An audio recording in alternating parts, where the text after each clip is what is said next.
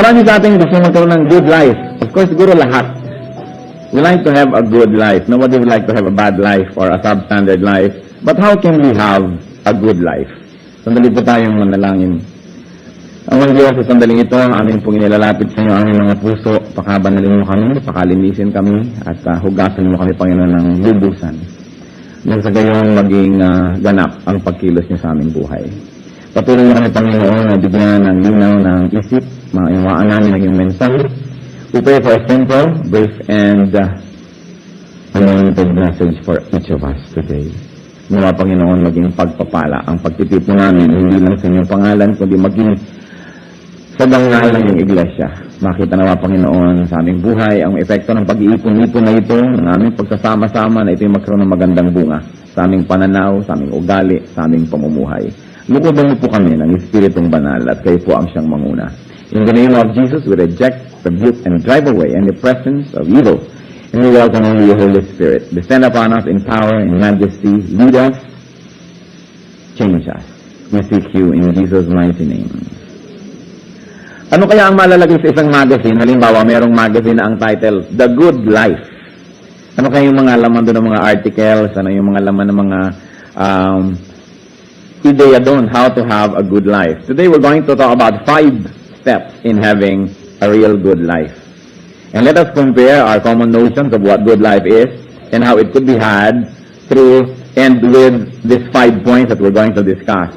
First, in order to have a good life, you've got to think about the good.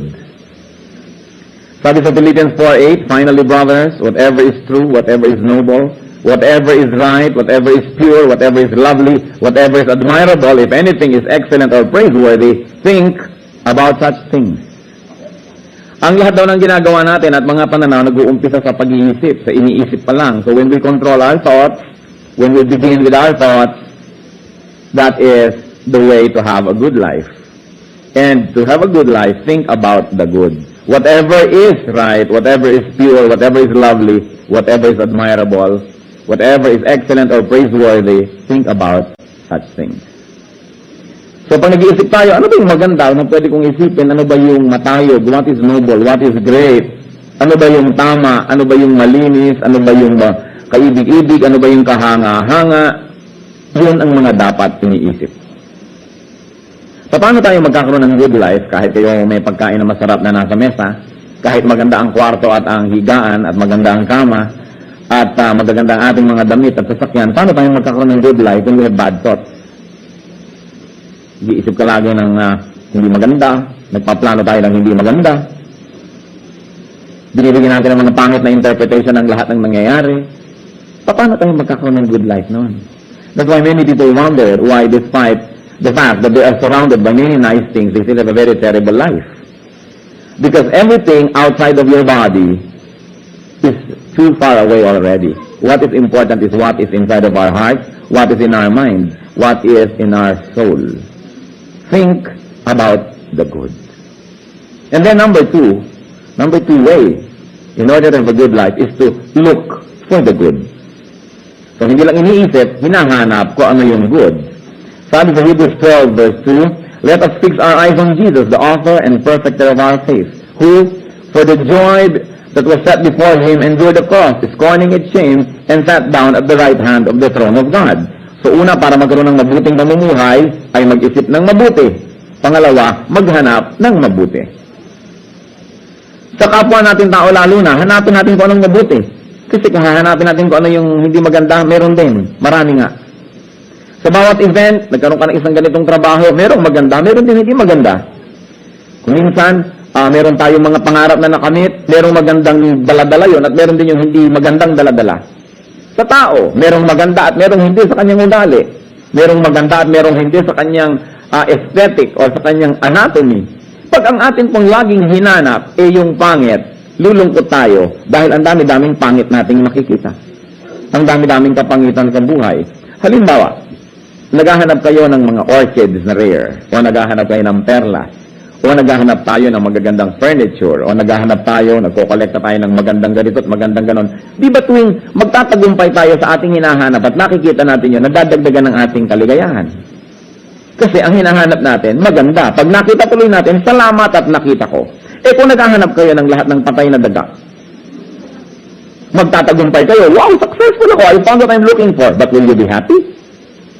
No, I don't think so. Pag naghahanap kayo ng mga lahat ng bulok na bagay, pag nakita nyo yon, edi kasama na kayo ngayong aalingasaw ng hinahanap natin.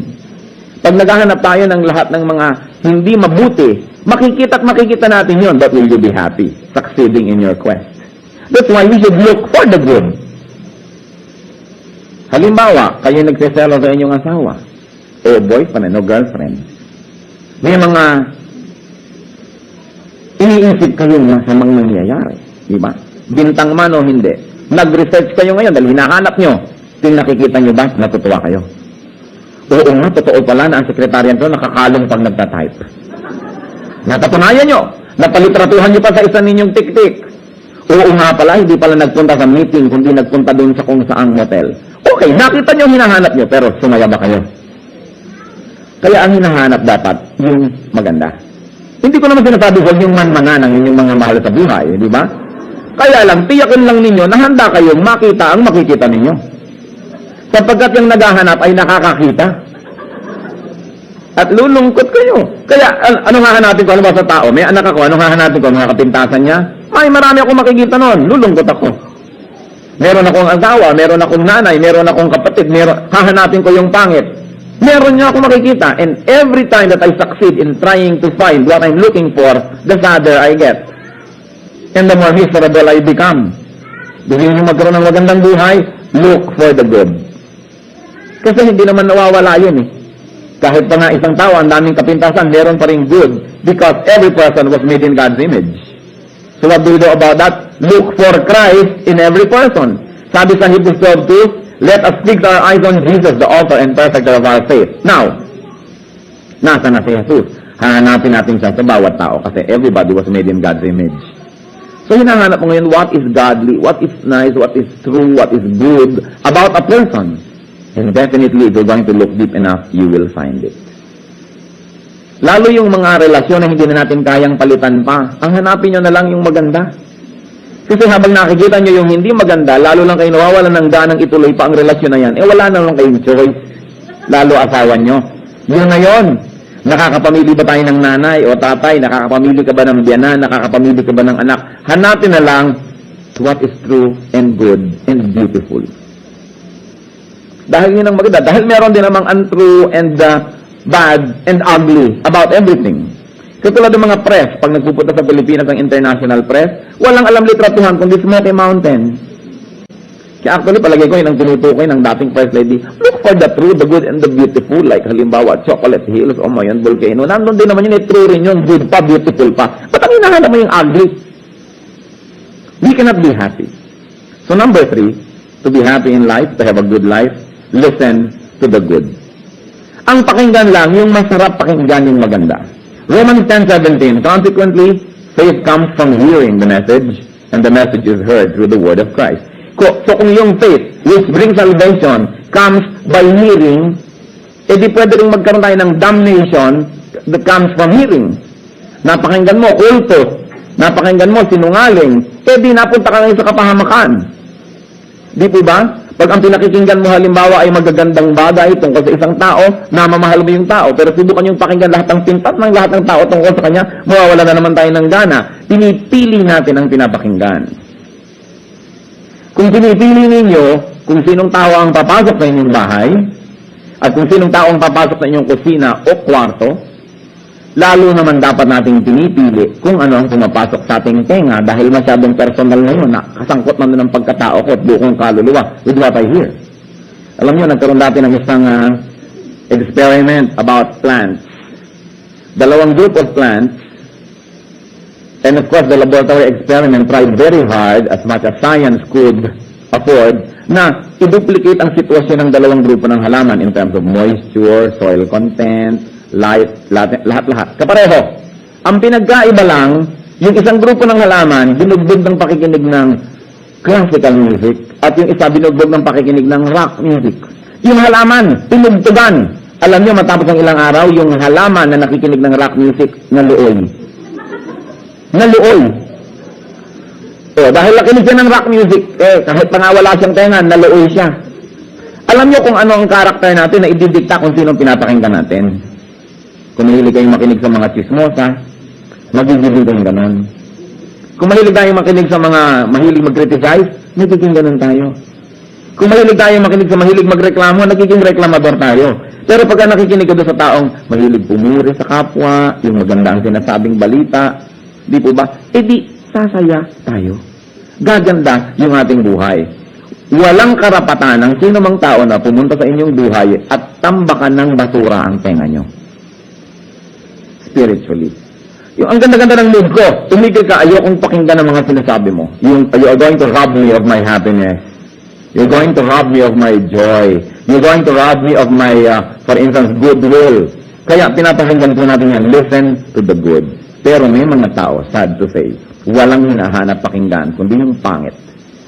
Walang ginagawa, kundi hanapin ang nakatago, hukayin ang nakahukay, buksan ang nakasara, at amuyin ang tinatakpan. Kaya anong nangyayari sa kanila? They become rotten. They get rotten. They become miserable. Hindi maganda yung inililihim na ng tao, hinahanap mo pa. I was talking recently with one person who's the sister of a celebrity. May kanya-kanya na silang pamilya. At nagkita kami doon sa bahay ng celebrity na yon. Sabi ko sa kanya, madalas ka ba nagpupunta dito? Sabi ng kapatid, hindi ako nagpupunta dito kung hindi ako pinatatawag ng kapatid ko na celebrity. Dahil malay ko naman kung anong eksena ang aabutan ko sa kanyang bahay. Eh kung abutan ko siyang may kasama o may kasiping o may kaganito o kaganon, bakit naman ako papasok sa kanyang bahay para abutan ko ang mga ganong bagay? Sabi niya, hindi ako nagpupunta rito kung hindi ako pinasusundo. Meron namang mga tao, nakasara na nga yung kwarto, ipipilit pang buksan at pag pinigil mo, ipapasok yung ulo, titignan kung ano yung laman ng loob ng kwarto. Naghahanap talaga, naghahanap ng maririnig, naghahanap ng makikita na ipinagkakait sa kanya pero pilit niyang kinukuha. Don't you know that it cheapens the person to do that? May mga tao na, heto na nga kayo, nag-aanasan, pabilog na kayong mag-usap, lalapit pa, tsaka talagang pilit yung tenga, pang lumalapit kayo. Ayaw na ngang iparinig sa kanya, inaalam pa. We should practice good manners in this area. Alam mo yung taong walang class. Yung class o walang class, hindi yung mahalang suot o maganda ang damit. Hindi ganon. Yung may paggalang sa sarili. Yung taong may dignidad, kahit ang hirap-hirap niya. Pero alam mo na, hindi nakikinig sa mga ganon. May paggalang sa sarili, ginagalang mo. Mahalaga sa mga Christians, class. Hindi yung sa mahal ng taste o nabibili. Hindi na pinag-uusapan sa pagiging class. Yung meron tayong dangal. So we'll listen only to the good. But not to be ignorant, hindi naman tayo yung ikaw mo, nakatakipang matapenga sa katotohanan. Inaalam din natin, yung kailangan lang malaman. Pero hindi na kailangan pa, hindi na natin yan hinahanap. At nang sa gayon, hindi mabawasan ang ating kaligayahan. Alam nyo, habang dumadami ang alam ng isang tao, dumadami lang ang dahilan para sa malungkot. Pero hindi naman ibig sabihin, manatili tayong mangmang at walang alam. Dapat din tayong may alamin. Pero dapat lagyan natin ng hangganan kung ano yung dapat nating marinig at hindi. Pero mga tao, alam mo ba kung sino yung kasama niya kagabes ko? Hindi, pero ayokong malaman. Bakit ko kailangan malaman? Kung gusto niyang malaman ko kung sino yung kasama niya, di itinawag niya sana o pinakita sa akin. Tinatago na nga, aalamin ko pa. Mukha yatang bad manners yun. Pero sa mag-asawa, may right kayong alamin, dapat alam niyo. Di po ba? Yan, sa mga hindi mag-asawa, wala na kayong pakialam doon. Kailangan binibigyan natin ng privacy. Maski anak natin, pag may edad na, kapatid mo, binibigyan natin yan ng privacy. And number 4, how to have a good life? Talk about the good. So, pinipili natin yung iniisip, tinitingnan, pinapakinggan, at ngayon, lalo na ang pinag-uusapan. Sabi ng Psalm 105 verse 2, sing to Him, sing praise to Him, tell of all His wonderful acts. Ang dapat daw pinag-uusapan, ang dapat sinasabi, in fact, pakanta pa nga, yung lahat ng magandang ginagawa ng Panginoon sa ating buhay. Pero yung mga taong malulungkot, those are not having a good life, analyze niyo sila. Ang pinag-uusapan nila is not what God does for them, but what God doesn't do for them. Hindi nila pinag-uusapan na ina-appreciate kung anong meron sila. Ang lagi nilang topic kung anong hinahangad nila na wala. Hindi nila ina-appreciate kung anong ibinibigay, ang iniisip nila at lagi nilang pinagtutuunan ng pansin, yung ipinagkakait. And remember this, Christian, if you always complain to God, very soon, you will be complaining about God Himself. There's a very thin line between complaining to God and complaining about God. Because the moment that you complain to God, it means you do not agree with the way He is running things. Kaya napakadali nang lumabas at sumunod yung temptation to complain about God. And when you complain about God, guess who your audience is? Si Satan ang nakikinig nun. Telisig nga, paano mga reklamo mo? Hanggang mamaya, mawalan ka na ng gana sa Diyos. Kaya may mga tao nawawala ng gana sa Diyos, nawawala ng gana sa church, nawawala ng gana. I don't mean a particular local church. Kung nawalan ka ng gana sa isang local church, ang mahalaga, nagkagana ka ba sa iba o may gana ka pa rin sa Diyos? Hindi naman kung mo local church yung inalis mo, umalis ka na nga sa Diyos. Dahil ang Diyos naman, ang dami-daming churches, nandun siya. But the point is, when we continue to live in complaints, to talk about our complaints, we begin to be very sad. Samantalang ang sabi, sing unto Him, sing praises to Him, tell of all His wonderful acts. Lagi kong binabanggit, meron ba sa ating nahulog sa hagdan ngayon? Ngayong maghapon, meron ba? Kita niyo, pwede natin sabihin, napakabuti ng Diyos, iningatan niya ako, hindi ako nahulog sa hagdan today. Dahil may mga taong nahuhulog, di po ba? Gaano karami sa inyong nasagasaan kanina ng truck? Wala, dahil nandito tayo. Ang dami sigurong masagasaan, dahil araw-araw pwedeng may masagasaan. Meron ba ngayong nasunugan ng bahay kanina? Wala. Samantalang hindi mawawala dito sa planetang ito nang nasunugan ng bahay ngayong araw na ito. Di po ba? Ang dami-daming ginagawa ng Panginoon sa atin. Kung minsan, ang lagi lang nating binabantayan, kung ano yung naibigay, pero yung hindi niya ibinigay, hindi niya pinayagang makarating sa atin, tulad ng mga sakuna na yan, ng mga dilubyo na yan, nalilimutan natin ipagpasalamat. Nagpapasalamat ka lang pagka, wow, nagkaroon ako ng bonus na 20,000 pesos o kumita ako ng 10 million. Pero hindi ka nabagok kanina na hindi ka pa kailangan dalhin sa Amerika para operahan ng utak at bumasta ka ng 1 million. Hindi ka nagpapasalamat na, Lord, salamat sa 1 million na hindi ko natanggap pero hindi ko kailangang utangin para gastahin. Salamat pa rin yun. Ang dami-daming ipagpasalamat. Kaya sabi, talk about the good. Meron akong suggestion sa inyo mga kapatid. Pag dumadating yung moment na nade-depress kayo, na parang wala namang kwenta ang buhay, kawawa naman ako, lugi naman ako, mabuti pa yung pinsan ko, may kabuhayan, mabuti pa siya, ganito, ganyan. Yung sabi ni Shakespeare na, desiring this man's art or that man's cope, with what I most enjoy, contented least. You sit down and write down your blessings. Kung anong ginawa sa inyo ng Diyos at hindi ginawa. Diba? Salamat, Lord, at hindi ako halimbawa paralyzed from the neck down. Alam natin yung mga ganong tao. One of the rebels fell from a horse. Very, very wealthy people. Pero na-paralyzed from the neck down. Of course, we sympathize with him and we sympathize with the family. Pero, did you ever stop to thank God na salamat, Lord, hindi ako paralyzed? Yung iba nagreklamo ang pangit ng boses ko, parang nabibiyak na kawali. Pero yung mga taong pipi, hindi ba? Salamat, hindi ako pipi. Yung mga nagre-reklamo sa kailang buhok na kinky, salamat, hindi ka kalbo. Ang dami-daming dapat ipagpasalamat. Pero ang nakoconcentrate natin, yung dapat ipagreklamo. Kasi talk about the good. So when you're depressed, I suggest you sit down and write 10 blessings that the Lord has given you or the Lord has not given you the past 2 days or what. Kung depressed na depressed kayo, gawin yung 50. Talaga maghanap kayo. Pagpapasalamat ko. Di po ba? Ay, salamat, wala ako sa boss niya. Na Pilipina ako. O, salamat, masarap akong malakhak. Hindi po ba? May gift ako of laughter. Salamat, ganito ako. Salamat, ganyan ako. O, di ang dami-daming dapat ipagpasalamat. Pag tumatawa daw tayo, lumulusog tayo, saka nare-relax yung mga muscle. Kaya lang, pag sobrang tawa, baka kayo manigas at matumba kayo dyan. Kaya mag-iingat din po. Hindi po ba? So, talk about the good. Pag may tao, hindi ka pag-usapan natin kung anong mabuting ginagawa ng Diyos. Pag-usapan natin ang mabuting ginagawa ng nanay ko. Hindi laging nakakainis na ginagawa ng nanay ko. Once in a while you talk, para lang i-ventilate yung feeling dahil baka naman pag laging yung inipon, sumabog ka at manigas. Pero hindi dapat laging ganun. Boring na yun. Kung minsan pag may kataong, alam mo, pag lumapit sa'yo, may ibubulong agad about somebody, nakakatakot ng kausap. Nakakawala ng joy. So finally, number 5, to have a good life, ano na nga tayo? Think of the good. Look for the good. Listen to the good. Talk about the good. And finally, do the good that you could do. Sabi sa Hebrews 13:21, the Lord thou equip you with everything good for doing His will. In other words, ang lahat ng ibigay na equipping sa atin ng Diyos, ibinigay so we can do His will.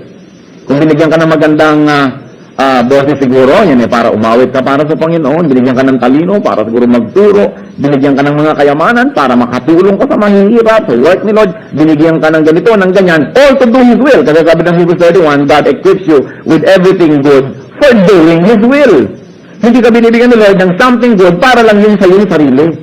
Binibigyan ni Lord for doing His will and that He may work in us what is pleasing to Him through Jesus Christ. Kaya ano bang mga kakayahan ko? Gusto kong maging masaya, magkaroon ng katuturan ng buhay ko, I will do good. Alam niyo kasi pagka gumagawa tayo ng maganda, una, we feel good about ourselves. One of the most terrible things that can happen to a person is to have a low self-esteem. Yung parang wala akong katuturan, wala akong halaga, mabuhay ako at mamatay, ilibing o bumangon, pareho pa rin ang planeta. Pag ganyan ang feeling natin, nakaka-depression. But when you do good, when you know that what you do makes a difference in people's lives, you will feel good about yourself. Whether your good deed is acknowledged or not, you will feel good and you will have a good life. But, may isa pang advantage in doing good. When you do good, under general circumstances, people will also acknowledge it and do good in return. Bihirang-bihira, yung ginagawa mo ng mabuti, sinusuklayan ka ng masama. At kung mangyari man yun, ang Panginoon naman magsusukli sa iyo ng mabuti, hindi ka pa rin nalugi. It's good to do good. And when we do good, you know what happens when we do good? More people love us. And we need people, especially we need loving people, to have a good life. Yung iba, hindi masarap ang buhay kasi mahal na nila yung sarili nila. Wala na tuloy magmahal sa kanila. Dahil sa kanilang pag-ibig sa sarili, naiinis na yung iba dahil lagi ng sarili lang nilang iniisip. Wala nang nagmamahal sa kanila. At ang pinaka-nakakalungkot sa buhay, yung gigising ka sa umaga, sabi mo, good morning myself, hello myself, I love you myself. Kaya ang halaga po to do good. And when we do good, we vacate a space in our hearts so that good can come and replenish us. Important things. You want to have a good life? Akala ng iba to have a good life, pag nag-survey ka, kailangan mo ng kotse, kailangan mo ng bahay, kailangan mo ng magagandang damit, kailangan mo ng maraming degree, kailangan mo ng maraming pera, magagandang alahas. Well, these things are nice. Pero nice lang po yan kung dagdag na. Pero kung yan lang ang meron tayo, you have nothing. Go and get a life. Because there are many people who only exist. They don't have life. And so we should go and have a life. Mabuti na lang, lahat ng bagay na itong napag-usapan natin na nakabase sa scripture ay hindi kailangang bilhin. Hindi nyo kailangan ng pera para magkaroon ito. Dahil kung gano'n na naman, baka marami na naman hindi maka-afford. This is not anything that you have to spend on. In fact, you cannot buy it from anywhere. You only have to decide in your heart. And the Lord, as He allows you and enables you, will give you a good life.